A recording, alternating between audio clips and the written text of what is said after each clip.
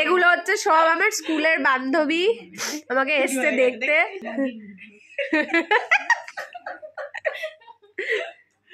আর এই দেখুন আমার পায়ের অবস্থা,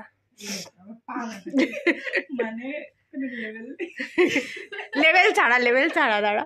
হাই বন্ধুরা, বল। এই যে আমাদের সঙ্গে মাম্পি, হ্যাঁ, আর ওকে চিনিয়ে দে, প্রিয়াঙ্কাকে চেনে অনেকে। প্রিয়াঙ্কা চোপড়া, সব আমাদের স্কুলের জগা খিচুড়ির মাল আমরা।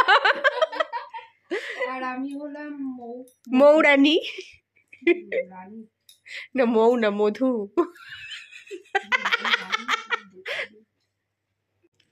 এই যে আমরা চারজন এক জগা খিচুড়ির মাল, সবাই একসাথে।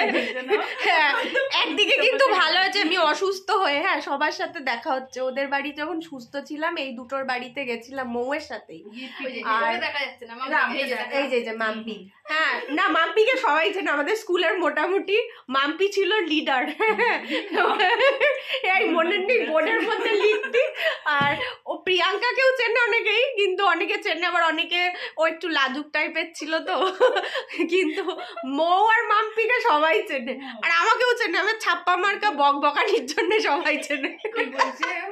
হ্যাঁ আমি বকবকানি ছিলাম না, এখনো আছি। তো যাই হোক, সত্যি কথা আমি মানে অসুস্থ হয়েও ওরা এসছে, মানে আমি হাফ সেরে গেছি মনে হচ্ছে সব স্কুলের বান্ধবীদের দেখে। হাসছি, কথা বলছি, এতেই মনে হচ্ছে আমার হাফ রোগ সেরে গেছে। আসলে কি বলুন তো বন্ধুরা, সারাদিন যদি একা একা কেউ থাকে না, তখন তার মেন্টালি এমনি ডিপ্রেসড হয়ে যায়। সেটা কিনা সত্যি কথা তো, কিনা তোরাই বল। তো ওরা এসছে অনেকটাই মানে সাপোর্ট। মৌ তো আসেই, আমাকে দেখতে ফোন করে, কথা বলে। আর আজকে মাম্পি আর প্রিয়াঙ্কা দুজনে এসছে, তো খুব ভালো লাগছে। তার আগের দিন স্কুলের আরেকটা বান্ধবী এসেছিল, আর দুটো বান্ধবী, পাপিয়া, মেঘা, ওরা এসেছিল, ওরাও এসেছিল, আমার খুব ভালো লেগেছে। চিত্রা এসেছিল, তাছাড়া আমার জিমের বন্ধুরা আসছে। কিন্তু আত্মীয় স্বজনদের কোনো পাত্তা নেই, স্পেশালি আমার মামার বাড়ি, মাসির বাড়ির আত্মীয় স্বজন। যারা যারা দেখছে তারা জানে